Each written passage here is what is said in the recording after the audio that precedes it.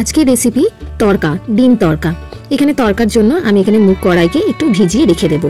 3-4 ঘন্টার জন্য আমি একটু ভিজিয়ে রেখে দিচ্ছি। 3-4 ঘন্টা পরে ঢাকাটি খুলে আমি একটু ভালো করে ধুয়ে পরিষ্কার করে নেব। তারপর একটা প্রেসার কুকারের মধ্যে ওই সমস্ত কড়াইগুলিকে আমি দিয়ে দেবো এবং পরিমাণ মতন আমি প্রেসার কুকারেতে জল দিয়ে দেবো। পরিমাণ মতন প্রেসার কুকারে জল দিয়ে প্রেসার কুকারের ঢাকাটি বন্ধ করে একটি গ্যাসের মধ্যে জ্বালিয়ে নিয়ে প্রেসার কুকারটি আমি বসিয়ে ভালো করে আমি 4টে সিটি দিয়ে নেব। 4টে সিটি দিয়ে নেওয়া হয়ে গেলে প্রেসার কুকারের প্রেসারটা একটু রিলিজ করে নেব, যাতে খোলার সময় কোনো রকম অসুবিধা না হয়। এরপর কিছু গুঁড়ো মশলা, নুন, হলুদ গুঁড়ো, কাঁচা লঙ্কা, টমেটো, পেঁয়াজ কুচি, আদা রসুন কুচি আর ক্যাপসিকাম কুচি।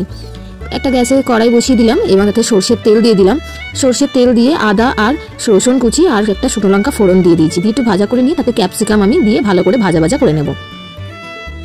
ক্যাপসিকামটা যেই একটু ভাজা হয়ে যাবে তারপর আমি এখানে পেঁয়াজ কুচি দিয়ে দেবো। পেঁয়াজ কুচিগুলো দিয়ে আবারও খুব ভালো করে আমাকে ভেজে নিতে হবে, হালকা লাল করে। তারপর আমি কাঁচা লঙ্কা কুচি দিয়ে দিলাম। কাঁচা লঙ্কা কুচিগুলোকে দিয়ে আবারও খুব ভালো করে ভেজে নিতে হবে। একটু টমেটো দিয়ে দিলাম। টমেটো কুচি দিয়ে সেটাকে দিয়ে একটু ভালো করে আবারও নাড়াচাড়া করে নেব।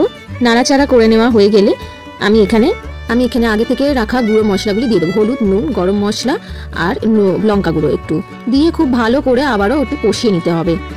চলো এখানে কষানো হোক, ততক্ষণে আমরা কড়াইটি দেখে নিই। ঢাকা খুলে দেখুন কড়াইটি খুব ভালো করে সিদ্ধ হয়ে গেছে। এবার সমস্তগুলোকে একটুখানি ধারে করে একটা ডিম এর মধ্যে আমি দিয়ে দেবো এই কড়াইতে।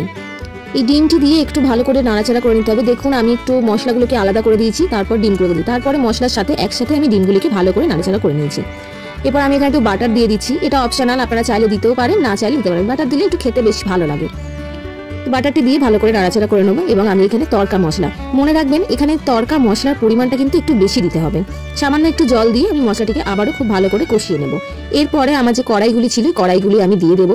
সমস্ত কড়াইগুলি আমি দিয়ে সামান্য অল্প একটু জল দিয়ে ভালো করে নাড়াচাড়া করে নেব। জলের পরিমাণটা একটু বুঝেই দেবেন, কারণ কড়াইগুলি যা সিদ্ধ হয়েছে তারপরও একটু মশলাগুলির সাথে কড়াইগুলিকে আরেকটু সিদ্ধ হবে এবং ভেতরে মশলাগুলি খুব ভালো করে ঢুকবে, তার জন্য জলের পরিমাণটা একটু বুঝেই দেবেন। আমি আবারও এখানে তরকা মশলা দিয়ে দিলাম। বেশ অনেকটা পরিমাণেরই তরকা মশলা দিতে হবে। দেখুন অনেকটা জল কমে এসেছে এবং তরকারিটা আমাদের একটু বেশ গাঢ়ত্ব নিয়েছে। এর ওপরে অল্প কিছু ধনেপাতা কুচি দিয়ে দিলাম। ধনেপাতা কুচি খুব একটা ভালো লাগে না, তাই আমি এখানে অল্প একটু ধনেপাতা কুচি দিয়ে দিলাম আর ওপর থেকে হালকা করে চিনি দিয়ে দিলাম। চলো হয়ে গেল আমাদের আজকের রেসিপি তরকা। বন্ধুরা কেমন লাগলো আমার এই তরকা রেসিপিটি একবার বানিয়ে খেয়ে দেখবেন। আর কেমন লাগলো আমাকে একটু জানিও কমেন্ট করে।